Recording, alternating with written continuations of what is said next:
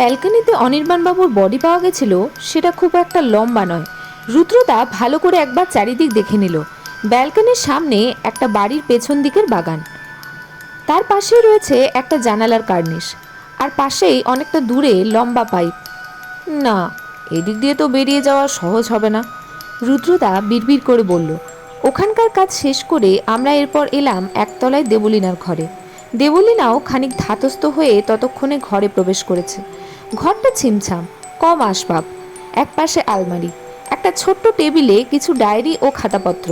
সেগুলো হাতে তুলে খানিক নাড়াচাড়া করে প্রশ্ন করল রুদ্রদা, দেবলীনা, তুমি লেখালেখি করো? হ্যাঁ, ওই আর কি, দাদার মতো আমারও ওটাই শখ। আমি প্রায় লিখি, দাদাও পত্রিকায় পাঠিয়ে দেয়। তুমি তো উপন্যাসও লেখো দেখছি। হ্যাঁ, সিরিজে কিছু পত্রিকা নেয়। তাছাড়া দাদার এক বন্ধুর ছেলের জন্য কিছু ছোটদের গল্পও লিখি।